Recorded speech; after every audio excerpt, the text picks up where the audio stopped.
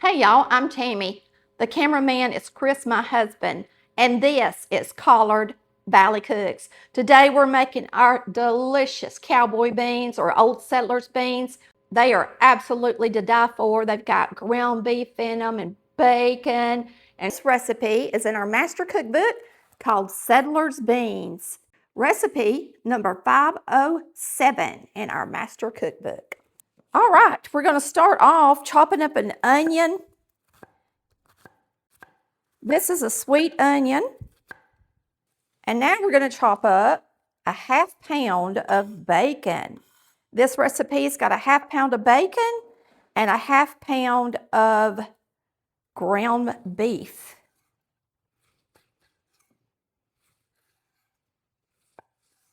So you're going to want to slice your bacon pretty little and thin so that it browns up nice and crispy as your beef is browning. If you get it in too big of pieces, it's not going to brown up nice and crispy. This is called Old Settlers beans in our cookbook, but a lot of people call them cowboy beans. And I'm going to show you what's in them. You're going to be using some barbecue sauce, chili powder. You're going to use 4 cans of beans, and you're supposed to use butter beans. I didn't have any, so I'm replacing butter beans with Great Northern beans or navy beans. You're going to have a can of pintos, a can of pork and beans, and a can of kidney beans. We're going to be using ketchup, mustard, salt and pepper, and of course our meats that we've already chopped up. We'll go ahead and open this last can of beans with our little handy dandy can opener. A lot of y'all have gotten this from our website. Remember, all of our products that I use in the kitchen are listed on the website. All you got to do is go to our website, click on the tab at the top called Shop Kitchen, and just browse till your heart is content. Great for arthritis, and a lot of people have bought them and they just rave about how easy they are to use. You want to make sure and get the commercial product like I link, and not a cheaper product, because it won't be as heavy duty and easy to turn with this larger round handle.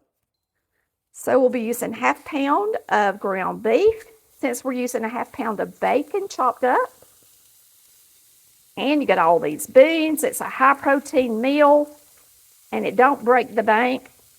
I might have a little extra bacon in mine because we had some bacon that needed to be cooked.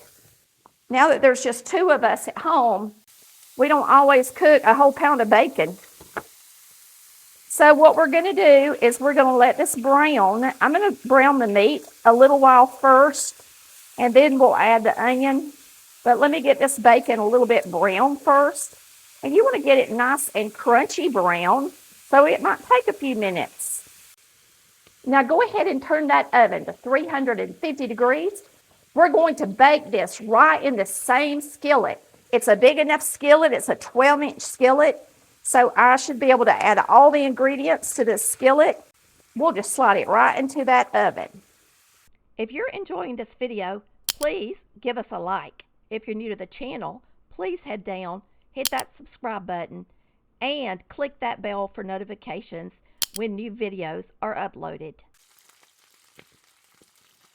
All right, you can see some of that bacon is starting to brown good. And you want to get it nice and brown. So we got a few more minutes to go. The more grease that starts to accumulate in the bottom, the more that bacon's going to kind of deep fry in there and get done quicker for you. All those drippings on the pans will deglaze and get all into these delicious beans, and they'll just taste wonderful when they come out of the oven tonight.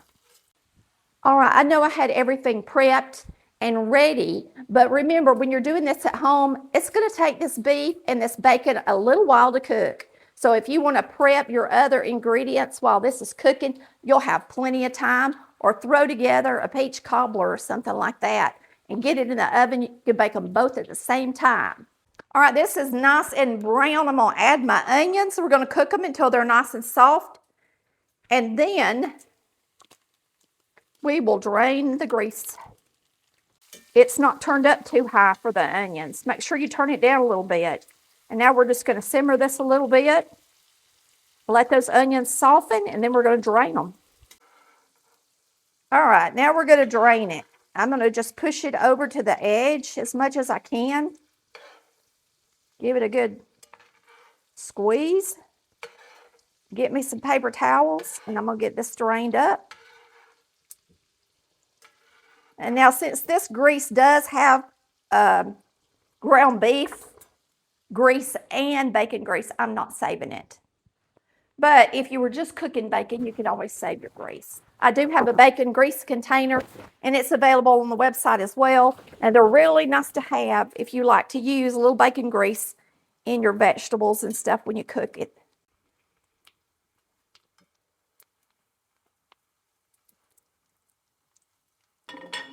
Put it right here. Let me get another paper towel, y'all. It's just easier to do it this way. Some of y'all probably think it's a waste of money. If you have an old grease can or something you pour your grease up in, then use it. Sometimes we do that. We have a grease can that we just keep a top on. We pour old grease in it like when we fry chicken and stuff. And then we just put it in the trash can. If you've got animals and stuff, you could always pour it over their food. If you've got a bunch of outdoor animals, if you wanted to. All right, that smells really good. We're going to start adding our ingredients. So let's add our spices. We're going to use a teaspoon of salt, a half teaspoon of black pepper. It's just a half teaspoon of chili powder. If y'all want it to taste more like chili, you can always add more than that. It's a 1/4 cup of ketchup, 1/4 cup of barbecue sauce, tablespoon of mustard. It's going to about use the rest of my mustard. I love it. Love mustard. All right, I'm going to mix that up really good. Then we're going to add the beans. And then all we got to do is slide it in the oven and cook it. Talk about easy. That looks good. And the meat is nice and brown, and that's the way you want it. You want it to be really good and brown. And like I said, this skillet, see how slick it is on the bottom? It's already deglazed. When we added those onions, it just deglazed it. Here's our can of pork and beans. And you don't drain your beans. That's your juice that goes in here. And you need some juice while this is cooking in the oven. You got a can of pinto beans. And you can tell I got different brands for all 4 of them because I buy whatever's on sale. Except for pork and beans. I like Van Camp's. But the rest of them, I can take it or leave it. And Great Northerns. I didn't have any butter beans. Butter beans are my favorite bean, but they're not Chris's favorite. He likes Great Northerns and navy beans the best instead of butter beans. They both kind of have a similar flavor in them to me. Very similar. And right now, the sauce looks very watered down, kind of, and that's just because all that bean juice is in there. And once this starts cooking in the oven, all of that's going to cook out of there, and you're going to be left with a nice, thick bean sauce, okay? Since this is iron, and I've got it full, I'm going to use both tabs to get it in the oven. I don't really know if it's going to fit in this oven, but we're going to see. Oh, it's a barely fit, but it fits just right. Okay, so we'll see y'all in a couple of hours, and we'll dip us out some of these delicious cowboy beans. All right, our beans are ready, y'all.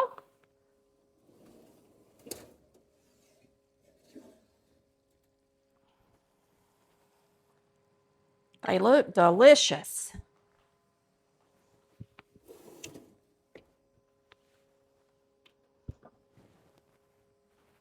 Serve them up. You can have them with crackers or bread or cornbread, however you want to eat them. But they smell really good. So we're going to take a bite. It's been cooling off a little bit, so I think I can get a bite. That is so good. You can really taste the bacon and the beans and everything. And it's just, you think there's not enough in there, like there's not enough barbecue or chili, but when you take a bite after it reduces like that, it is absolutely perfect. You will love it. I hope you try our good old Settlers beans or Cowboy beans, whatever you call them.